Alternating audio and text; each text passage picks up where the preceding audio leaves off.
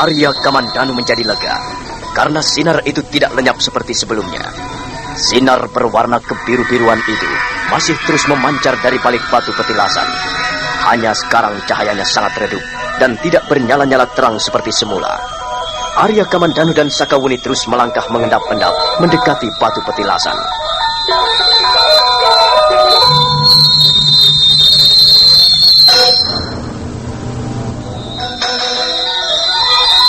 Wuni, menurut pendapatmu, sinar apakah itu?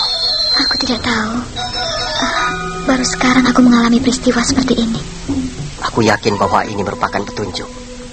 Aku yakin bahwa sinar kebiru-biruan itu merupakan fisik yang akan disampaikan kepada kita. Iya, mudah-mudahan saja begitu, Kamandanu. Jadi pekerjaan kita selama ini tidak sia-sia. Dan kau tidak lagi perlu meributkan soal kegagalan. Ayo, Budi. Ayo kita lebih mendekat. Kita berjalan melingkari batu petilasan ini. Dari sana, dari sebelah sana.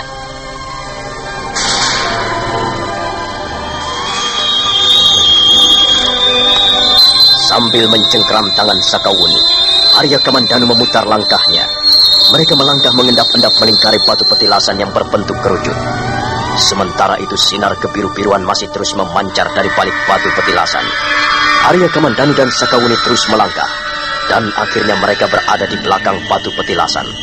Tapi mereka heran, mereka tidak melihat sesuatu apapun juga, seolah-olah sinar itu memancar dari dalam batu.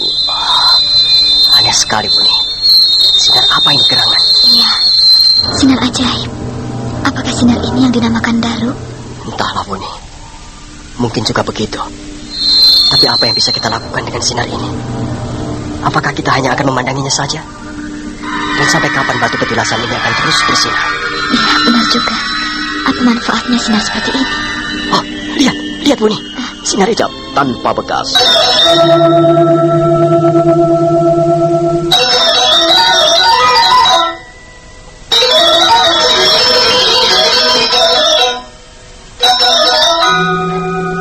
Sekarang suasana di sekitar batu petilasan kembali seperti semula. Tak ada sepotong pun cahaya di sana. Tapi Arya Kamandanu dan Sakawuni tertegun.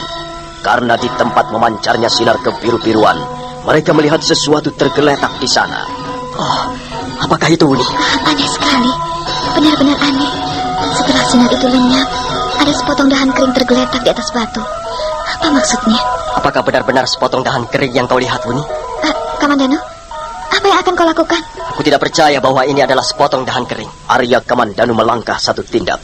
Kemudian tangannya bergerak menjamah sesuatu yang bentuknya mirip sepotong dahan kering itu. Tapi aneh sekali, Arya Kamandanu tersentak sesaat lamanya. Ada apa, Kamandanu? Mengapa kau menarik kembali tanganmu?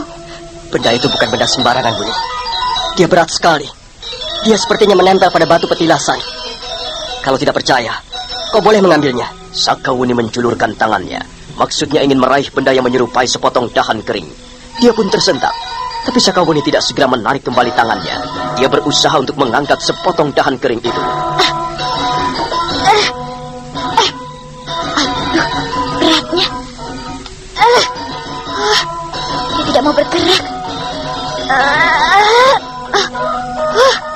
Sama sekali tidak bergerak. Benda apa sebenarnya ini, Kamandanu? Makin lama peristiwa yang kita alami semakin ajaib. Coba, kau minggir sebentar. Aku akan mengambil benda itu. Hati-hati, Kamandanu. Nampaknya benda ini mempunyai daya kegaiban yang dahsyat.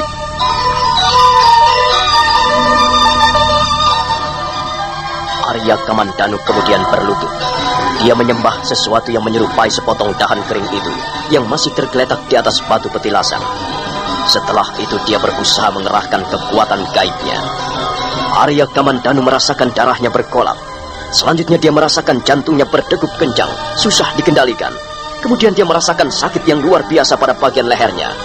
Itulah sebagai pertanda bahwa Arya Kamandanu yang telah berhasil menguasai kekuatan gaib ular naga Puspa Kresna ingin mengeluarkan kekuatan dalamnya sampai ke puncak yang setinggi-tingginya. Saat berikutnya, Arya Kamandanu merasakan kerongkongannya tersekat, tubuhnya menggigil seperti orang kedinginan, dan seluruh wajahnya menjadi tegang.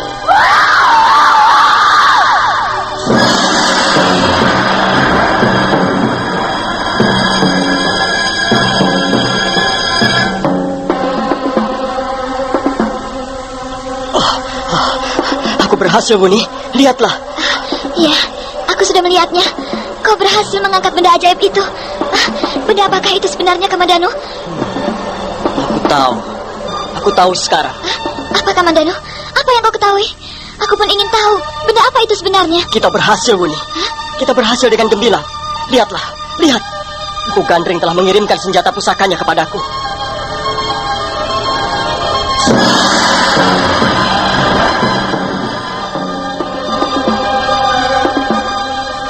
Apa? Senjata pusaka? Aku masih belum mengerti. Wuni, aku adalah putra seorang empu, seorang pembuat senjata pusaka. Aku kenal benda ini. Ayahku pernah bercerita panjang lebar mengenai keris ciptaan Empu Gandring. Konon kabarnya keris Empu Gandring mempunyai warangka dari sepotong dahan kering. Nah, lihatlah.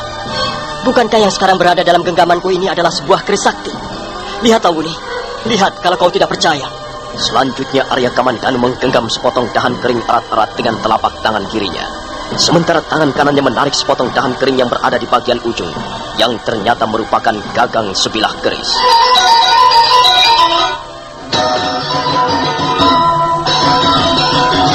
Oh, Kamandanu, rupanya sepotong dahan kering itu adalah sebilah keris. Benar, Wuni. Kita telah memperoleh apa yang kita cari. Lihatlah. Dengan keris Empu Gandring ini, aku akan mencari Empu Bajil. Dan dengan keris pusaka ini, aku akan rebut kembali pedang naga puspa.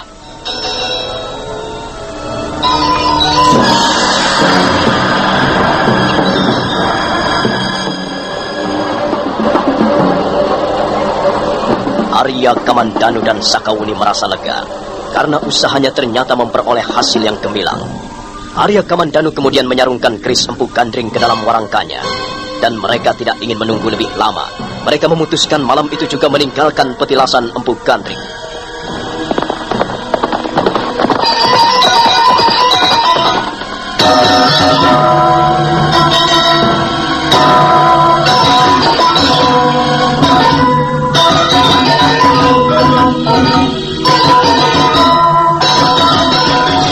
Mereka terus berkuda semakin jauh meninggalkan petilasan Empu Gandring. Dan pagi harinya mereka istirahat sejenak di desa Langkasuka. Selanjutnya mereka melanjutkan perjalanan. Hampir sehari penuh mereka berkuda. Mereka telah melewati beberapa desa seperti Sanggawulu, Sanggariti, Desa Pamanuhan, Rempa-Rempi. Dan menjelang malam tiba, mereka memasuki desa Gedang Selirang.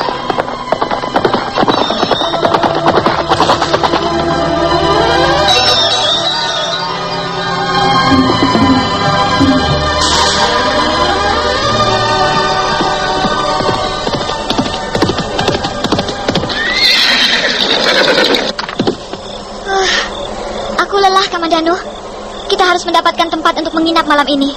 Desa apa ini namanya, Wuni? Menurut seorang bocah Angon tadi, desa ini namanya Desa Gedang Selirang. Aku melihat ada gejala-gejala yang tidak wajar. Iya, aku juga merasakan begitu, Kamandanu. Desa ini sepi sekali.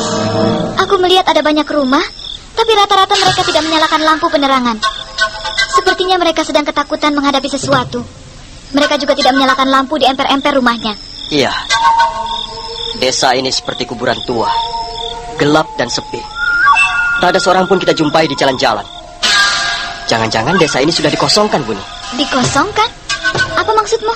Iya, mungkin desa ini dilanda wabah penyakit menular. Kemudian penduduknya mengungsi ke daerah lain. Belum tentu begitu.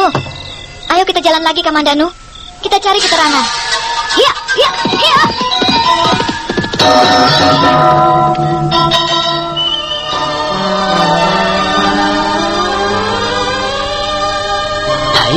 Nyai, apa yang akan kau lakukan itu? Aku mau menyalakan lampu, Ki. Gelap sekali rasanya. Jangan sembrono kamu.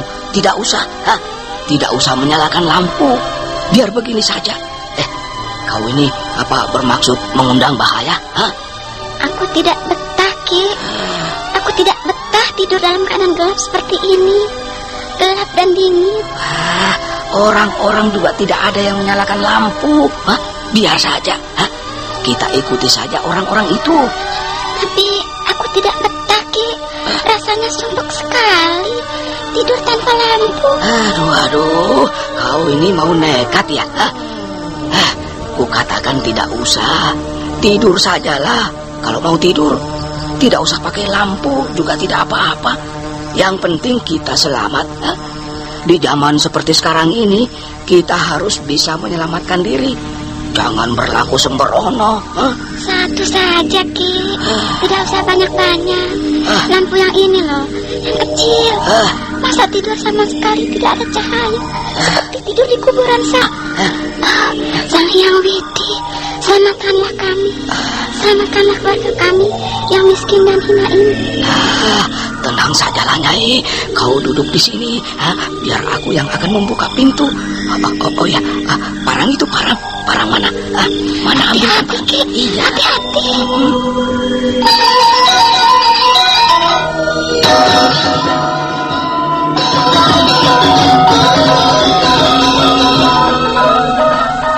Laki-laki tua dan perempuan tua itu adalah warga desa Gedang Selirang. Sama halnya seperti warga desa yang lain, mereka pun nampak seperti dicekam rasa takut.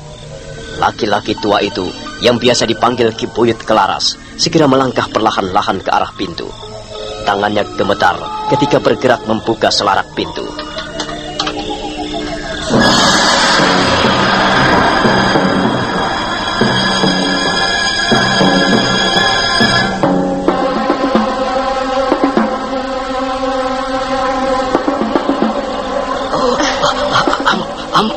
Ampun tuan-tuan, kami tidak punya apa-apa.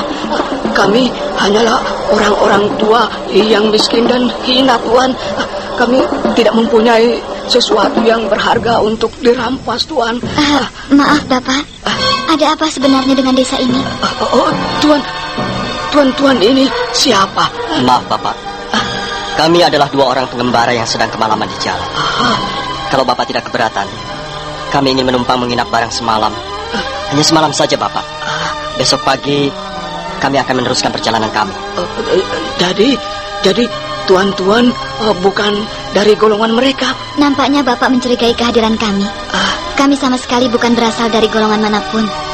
Kami singgah di desa Gedang Selirang ini hanya sekedar ingin istirahat.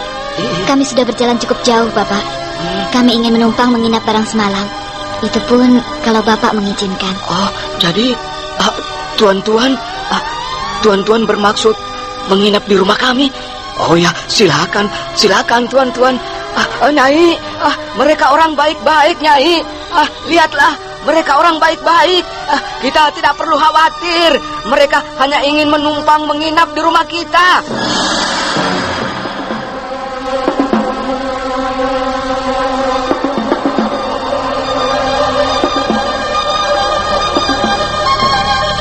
Ki Buyut Kelaras dan istrinya kelihatan sangat lega dan gembira. Sementara itu Arya Kamandanu dan Sakawuni masih bertanya-tanya dalam hati, ada apa dengan desa Gedang Selirang? Ki Buyut Kelaras dan istrinya lalu menerima mereka di rumah tinggalnya.